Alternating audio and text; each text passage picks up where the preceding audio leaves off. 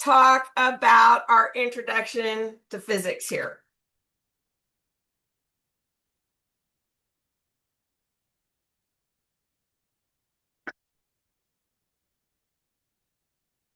All right.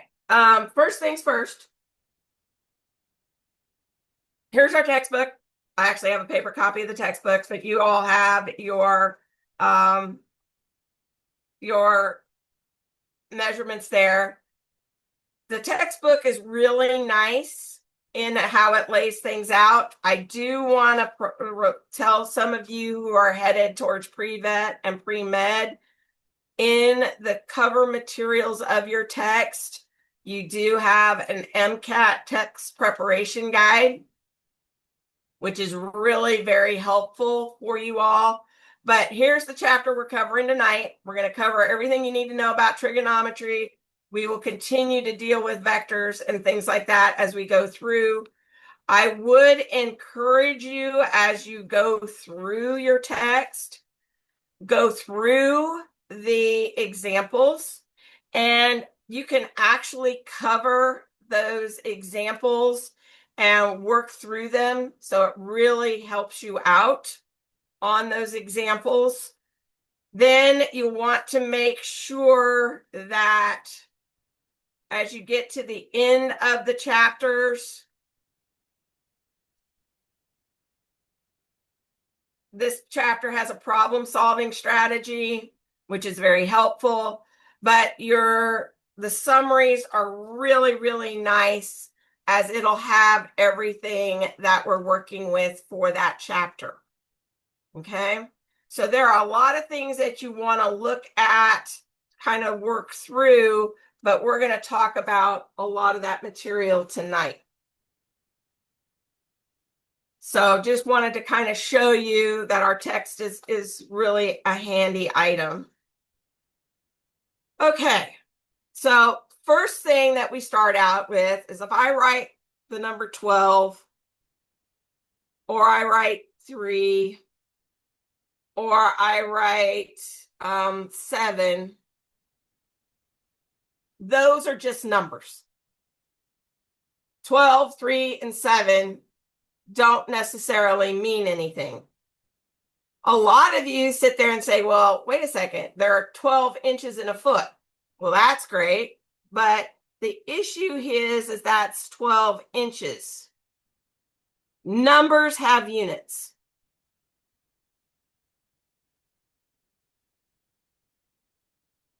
And one of the things that we do in general physics and in all of physics is if we keep up with our units, we're going to be leaps and bounds ahead. Some of you have already taken chemistry. Chemistry is all about conversion factors. That's what chemistry is. That's what we do. We do conversion factors all the time. You can work between mass to moles, moles to grams, all of that stuff. We're dealing with conversion factors. So remember that a conversion factor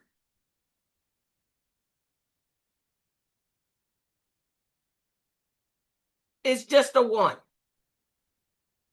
Okay, it's just a 1. All our conversion factors end up being equal to 1. In Blackboard, you have a number of extra videos that just refer back to conversion factors. So if I want to do my conversion factors of 12 inches in 1 foot, that's just the value of 1, because 1 foot and 12 inches are the same thing.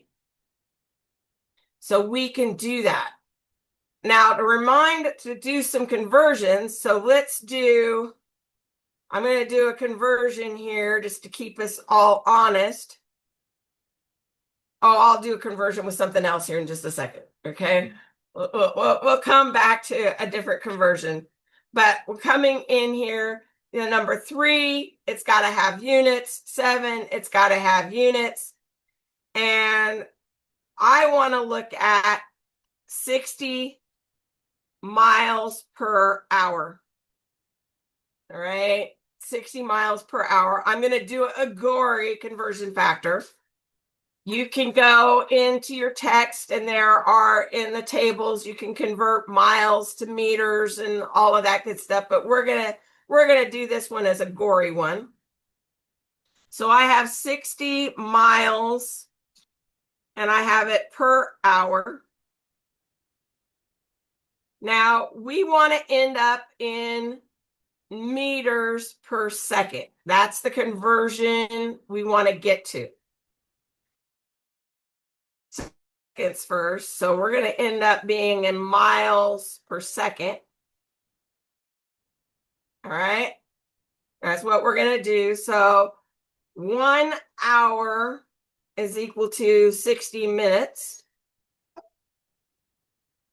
And 1 minute is equal to 60 seconds.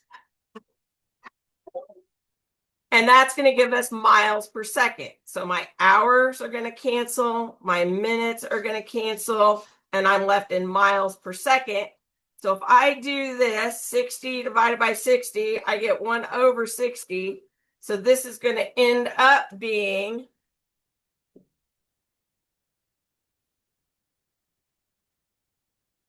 I'm going to end up being 0.0167 miles per second. But I ultimately want to be in meters per second. So I'm going to start my next part here, 0.167.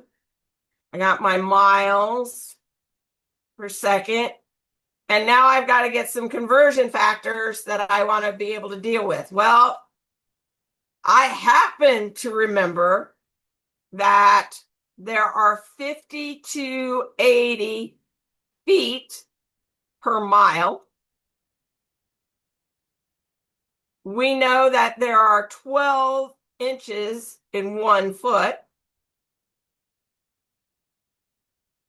And there are 2.54 centimeters to 1 inch. And this will give me, once I'm done here, my inches will cancel, my feet will cancel, my miles will cancel. I'm going to end up in being in centimeters per second when I do that arithmetic.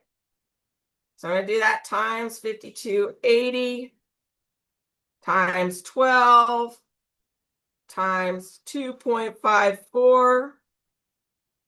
And then I'm going to be at 2682 centimeters per second.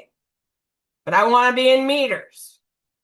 So remember that there are 100 centimeters to 1 meter.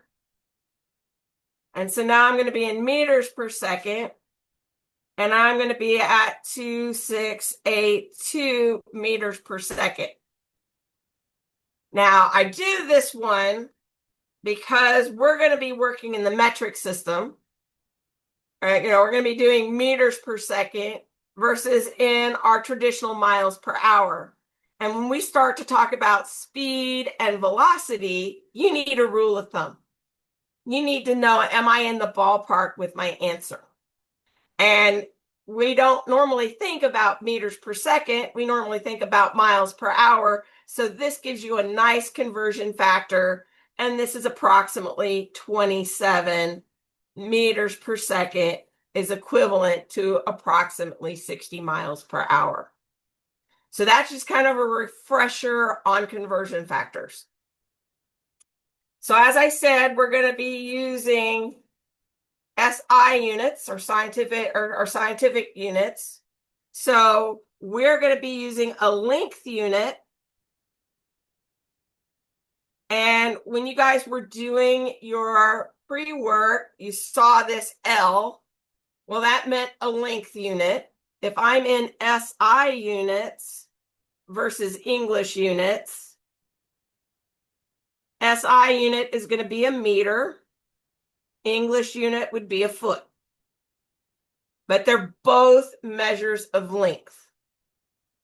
Then we have a measure of mass. Okay, and that would be represented by an M, as you guys were doing your initial homework. Now, a mass. In SI units, this is going to be kilograms. In English units, this is actually a slug. It is not a pound. We're going to show you pound here in just a second, but it's actually a slug. And our unit for time, which we're going to use a T, this is going to be in seconds, and this is in seconds. These are all considered fundamental units.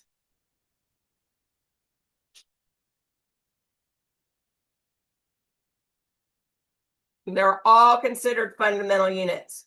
And we use our fundamental units to give us derived units.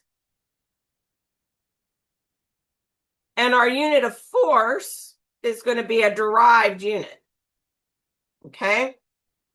We're going to see that force is going to equal a mass times an acceleration. And acceleration is in meters per second squared. And we're going to see that next week. And my mass is in kilograms. So if I'm in my SI units, I get kilograms, meters per second squared.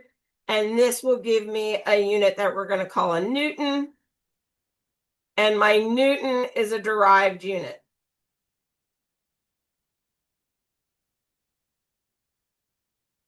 Okay. If I'm doing this in my English units, this becomes a slug foot per second squared. And this becomes what we refer to as a pound. So we have fundamental units and we have derived units. Now, unit analysis helps us out tremendously. Okay, totally helps us out tremendously. So I mentioned when we were working on our lab that if I have a position is equal to a value times time squared plus another value times time plus another value position, I've got to have the same units on this side have got to equal the same units on this side. Okay, we've got to have those same units. So if Y is position, which means it's a unit of length, which in this case means it's a meter, I'm going to have A, and this all of a sudden is S squared plus B times S plus C. This will have units of meters. This has got to have units of meters per second. And this has got to have units of meters per second squared so that I end up with just meters on this side and meters on this side. Because the second squares will cancel out, the seconds will cancel out. And now I'm left with meters plus meters plus meters, which I can actually add up, and I'm in units of meters, and the two things are going to be equal. So my unit analysis is going to help me validate whether or not I've done my algebra correctly. And I got to have that unit analysis to validate it. So you're likely to have a homework problem that says this. I have a position on this side. I have a position X, and this is going to equal a velocity times time squared. And I want to know if that's correct. Well, velocity or speed, and we'll talk about the difference between those two things next week, is going to be in meters per second. Well, if this is in meters and my velocity is in meters per second and my time is in seconds squared, I end up with meters seconds squared divided by seconds. One of those goes away. This side is equal to meters seconds, and this side is meters. This can't possibly be right. It just can't possibly be right.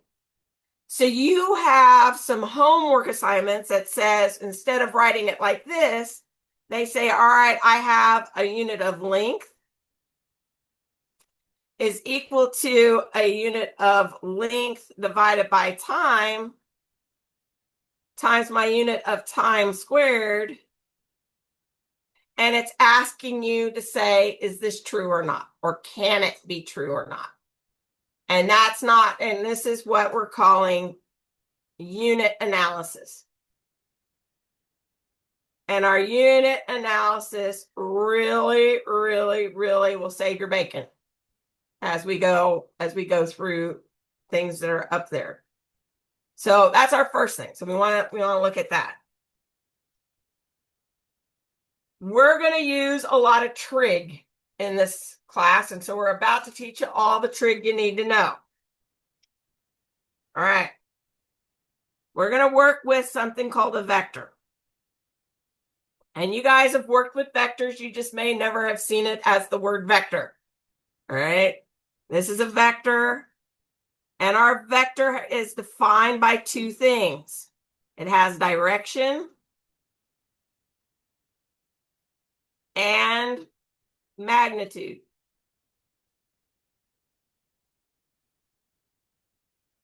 Okay. So I could have a vector that looks like this that has units of 5. And I can have a vector that looks like this, which has units of 5. But these two aren't the same because they're in different directions. The 5 is considered a scalar.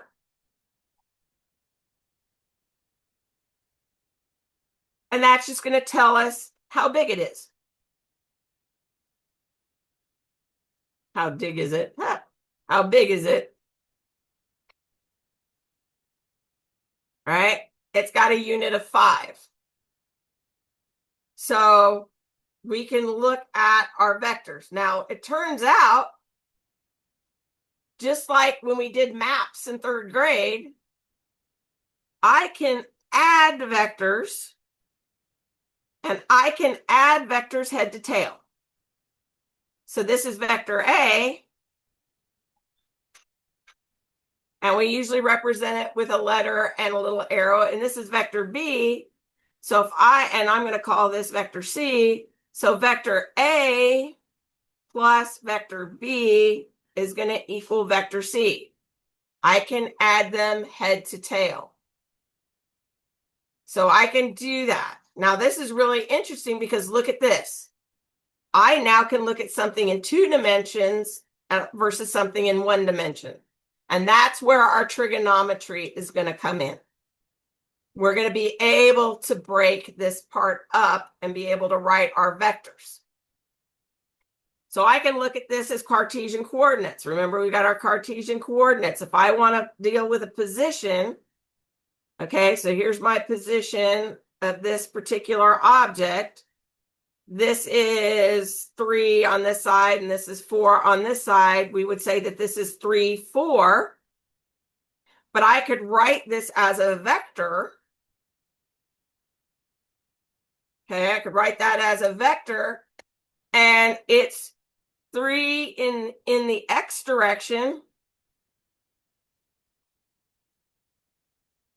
plus, no, I'm sorry, it's 4 in the x direction. I wrote that backwards. This is 4 in the x direction and 3 in the y direction. So this is 4 in the x direction plus 3 in the y direction.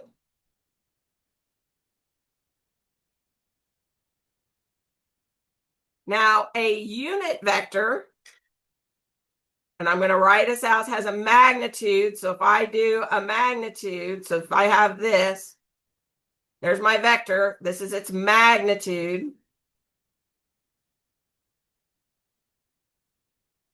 So a unit vector has a magnitude equal to 1. And we say our unit vector in the x direction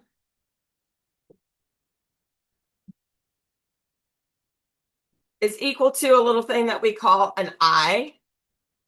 And my unit vector in the y direction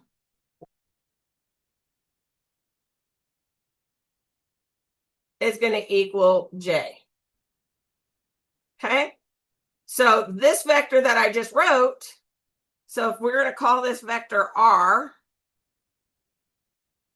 my vector r can be written as 4i plus 3j.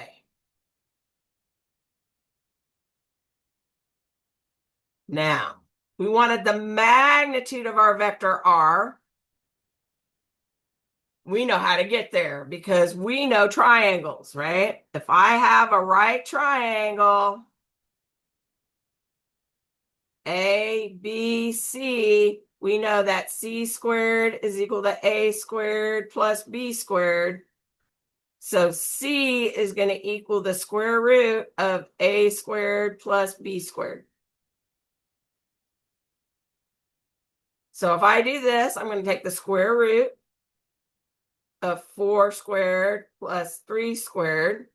It's going to give me the square root of 16 plus 9, which is going to equal the square root of 25, which is going to equal 5. So the magnitude of my r for this situation is going to equal 5. Well, we know some other things about triangles. So we'll keep our triangle there. So we said, here we go. Got our triangle. We said this is 4 and this is 3. We now know that this is 5. We can figure out this angle. All right. In fact, we can even figure out this angle. And this is where if I'm figuring out this angle, now I'm going to do this with R, and I'm going to do this with Y, and I'm going to do this with X first, because that's how our book does it.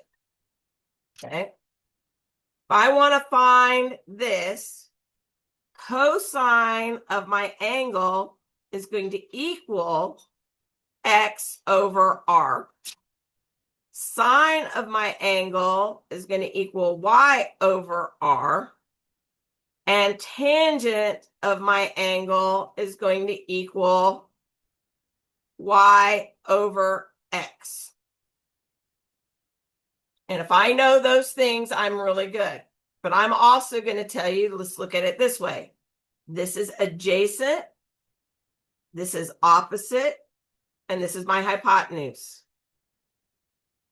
Because sometimes, and it won't take us very long, sometimes we're going to be dealing with a triangle that looks like this. And we want to know that angle. Well, it's kind of reversed, but this is still the adjacent, this is still the opposite, and this is still the hypotenuse. So I can write this as the adjacent over the hypotenuse. I can write this as the opposite over the hypotenuse. And I can write this one as the opposite over the adjacent. And we're going to play with these things throughout a lot of the rest of the course. And this is really all the trigonometry that you need to know. Okay? Because we want to break up these vectors.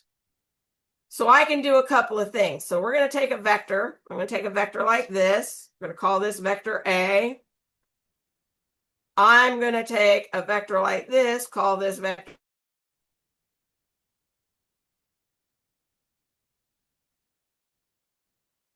And I'm going to do a vector C. And we want to know the resultant vector here.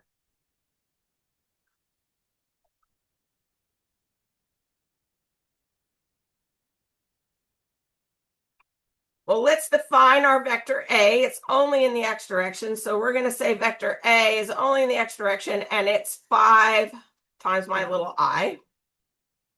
My vector B, because I can move and slide vectors around, it's going to be 4 in the I direction, and it's 4 in the B direction, or in the J direction. And my vector C is going to equal, I've got it -4 in the I direction, and I have it -3 in the J direction.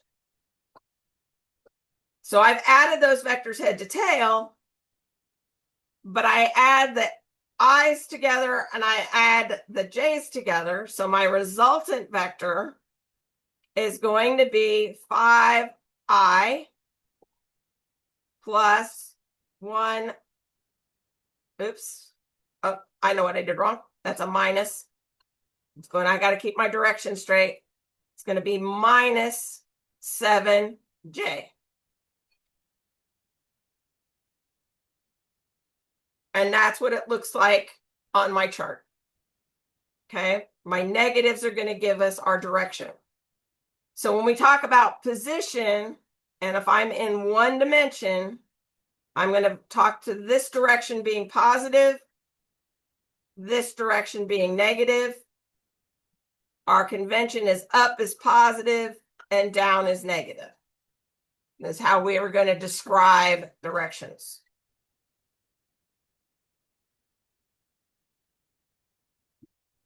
All right, we're going to do one more thing and then we're going to call it a night because I'm sure brains are getting full. We can use trigonometry to solve all kinds of problems. So let's say I have a tree here. Okay. And I know that I am 10 meters away from the tree. The sun is coming down here, so I'm going to draw the little kid's sun here. So there's my little kid's sun. And the tree is casting a shadow. So we've got our 10 meters here. The tree's casting a shadow. And we happen to know that this angle is 36 degrees. How tall is the tree?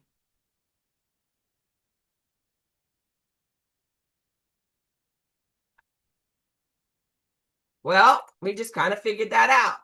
This is going to be our height.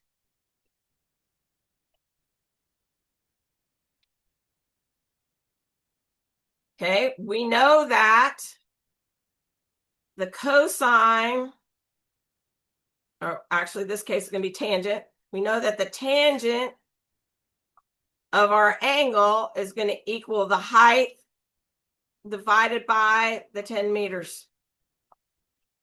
So 10 times the tangent of my angle is going to equal the height. And so I got 10 tangent of 36 degrees is going to equal the height, which is going to equal, and you want to make sure you're in degrees on your calculator. So the tangent of 36 times 10 says that that tree is 7.2 meters tall. We can get a little bit more complicated. Okay, I got a mountain. And I've got a person that's way away from the mountain. We're going to be looking for the heights. And my person is X distance away. We don't know the distance. Have no idea what the distance is away from the mountain. But I do this and I measure this angle. Okay. And that angle is 17 degrees. Well, I pace it off And now I'm going to be 5 meters closer. And now I've got a different angle. And now this angle is 22 degrees. How tall is the mountain? Well, I can use the same thing that I have here. I've got the tangent of my angle is going to be equal to the height divided by my base. Okay, and this is our base. So we just know we got the base here. But for part 1, it's going to be the tangent of the angle is equal to the base divided by x minus 5. For the second angle, it's going to be the a divided by, oops, did this wrong. This is going to be x. And this one's x minus 5. This is angle 1. And this is angle 2.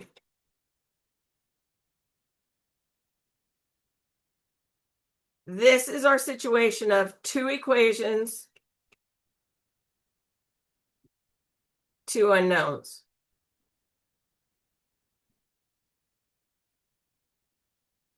In Blackboard, you're going to find that I have several videos dealing with 2 equations, 2 unknowns, because we're going to solve a lot of 2 equations, 2 unknowns problems. But I have that here. So what I do for this, if I have tangent of angle 1 is equal to h divided by x, and tangent of the angle 2 is h x minus 5. I'm going to go ahead and solve for x in here. I'm going to take equation 1, equation 2, 1, solve for x. I get x is equal to h divided by the tangent of 1. And then I'm going to plug it in equation 2.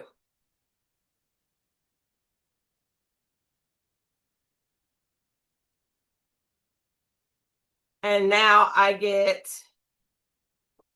tangent of 2 is equal to h. And now I get h divided by tangent of 1 minus 5.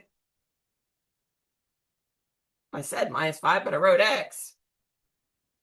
And now I just have to do my arithmetic to solve for h.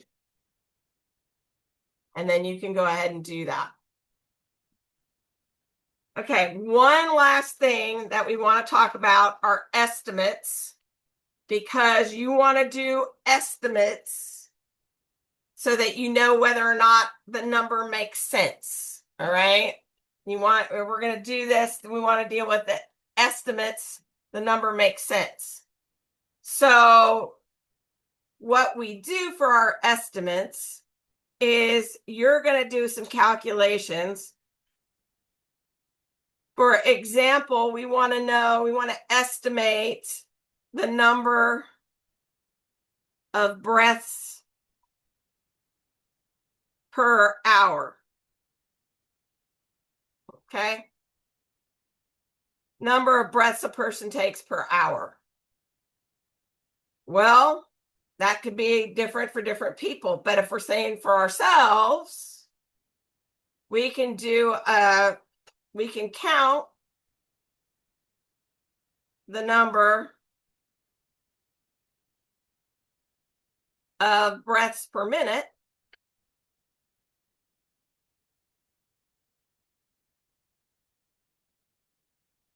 And let's say that that's 6 breaths per minute. So now if I want to estimate breaths per hour, I'm just going to take 6 times 60, and that's going to be 360 breaths per hour.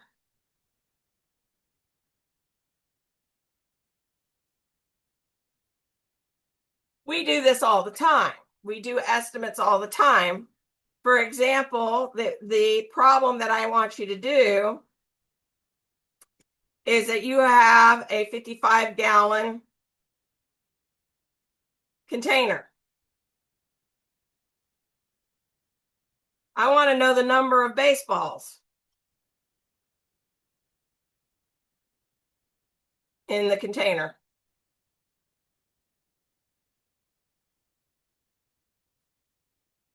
And I want to standardize Major League Baseball. So what we need to do is we need to estimate the volume of the baseball and then figure out how many baseballs we can put in there. But we know they're going to pack funny, so we have to make a guess as to how many items that we get in there. We do estimates all the time.